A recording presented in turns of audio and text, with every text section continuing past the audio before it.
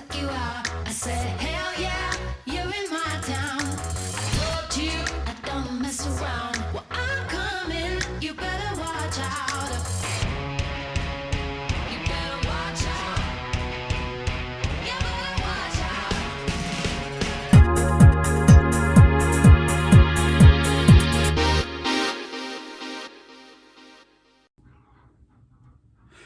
In my last video, I spoke quite a bit about the fact that the thicknesser was great, but produced so much waste with the chip outs, the sawdust, wood shavings, whatever you want to call it. And there had to be a better use of recycling them rather than just throwing them out, into waste. Now, I spoke to the neighbour. He says that anything we do have is perfect for the chickens. But one of the comments that I did get sent through was to make firelighters.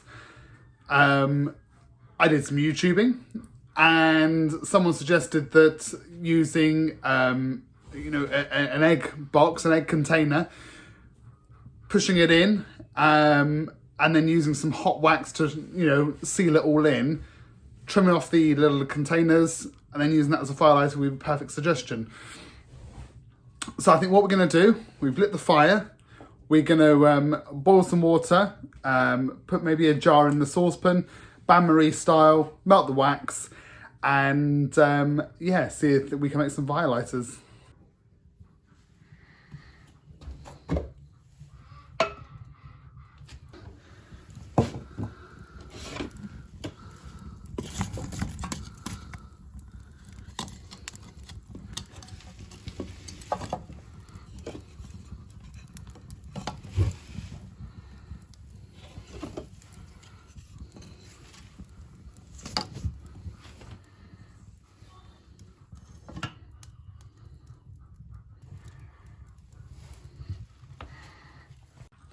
Right, I popped into Tesco's.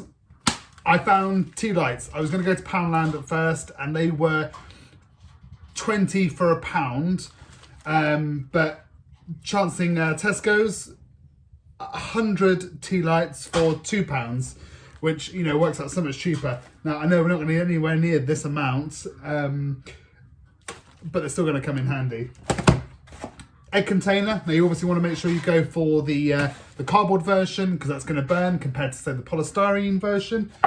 We have our wood chippings. The fire is lit.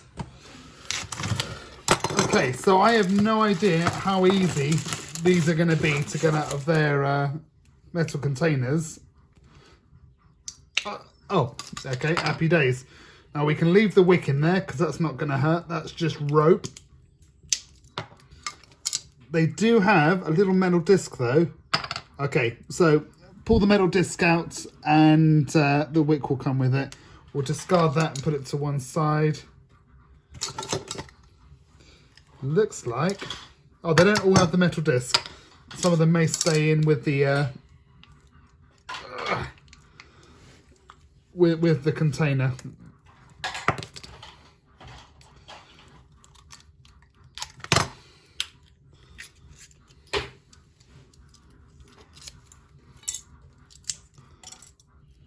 There you go. Right, I'll put you on a bit of time lapse and I'll crack through these.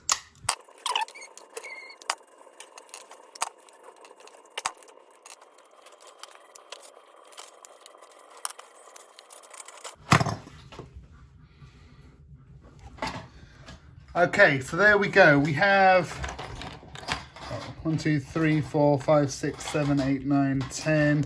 Maybe about 12 there, dismantled. Now, it's a 12 pack of eggs.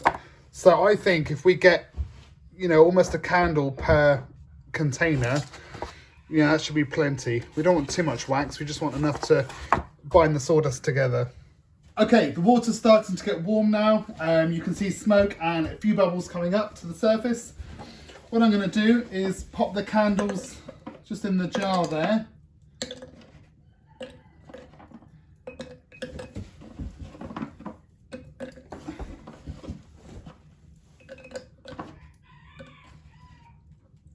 And then hopefully that's going to take no time at all to melt those down. I'll bring you for a close-up. Yeah, we'll we'll see how long that takes to melt. Right, next what we're going to do is we're going to trim this tab off. And that just tears off. Just one tear off as well. Happy days. And then I guess it's a case of just pushing this in here, compacting it down.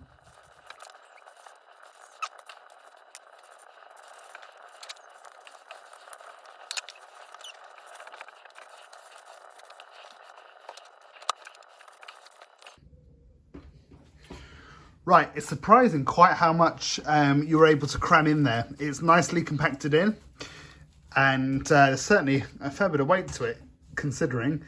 I'll take you over to the fire, and we'll see how much that's melted. Right, so this has been going about 5 minutes now, and already you can see, you know, it's coming along nicely. You can hear the fire still roaring away. My reason for using the water is that I thought if I used a jar directly on top of the fire, it might crack the glass. But being in a saucepan of water, it's another barrier. And so far so good, there's no cracking. But that won't be long now, and then we'll get ready to put some gloves on and pour over the top of the sawdust. Okay, so we're just about there now. Nice thick builder's gloves, because at the end of the day this is molten wax. It's very hot, and I'd hate to spill any on the skin. There we go. Now in the bottom here you can see lots of wicks that have just been left behind, and yeah, for all intents and purposes it just looks like water. So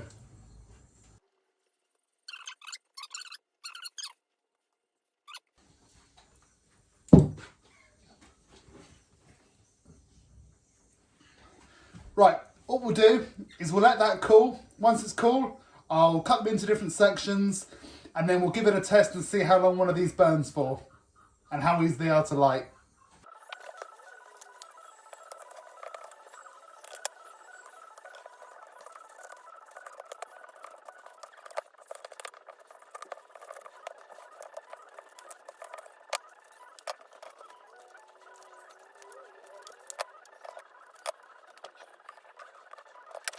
They didn't take any time to cool down, and they weren't too hard to cut apart. Scissors I thought would be easier, however, that they proved a bit problematic. I think with the sharp Stanley blade that might have been easier, and there is still going to be mess. However, you are still able to save that mess to then make more firelighters with, so nothing goes to waste. What we're going to do is we're going to nip outside. I think I'm going to use another baking tray or a sheet of metal of some kind. We'll light one of these, see how easy they are to start, and then we'll do a timer on the screen there to see how long they, take to, completely burn out.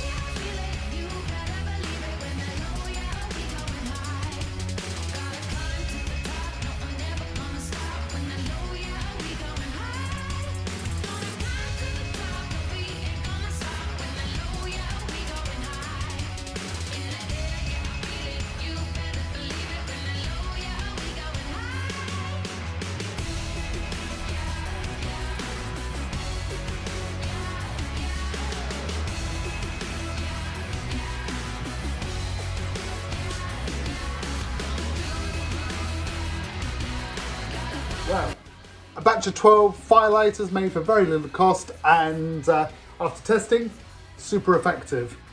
Now, the one thing that I was worried of and I was warned against was using the candle wax. The wax has to go somewhere, and in the log burner in the shed, absolutely fine. It doesn't matter if that gets wrecked, you know, some residue of wax left in the bottom, it's not going to hurt it. But using the firelighters in the house there, I didn't want a pool of, you know, wax at the end of it. I wasn't sure if the heat was going to make it evaporate or whether it was just going to pool up at the bottom of the fire. However, trying this out on the baking tray, as you can see, it left nothing behind, just a bit of ash. And the smell, it smelled a lot more like you're having a barbecue. It was a very similar smell to that. Very pleasant, you know, yeah, super effective, really happy. Okay, so thank you for watching. Always remember to like and subscribe, and have a nice day.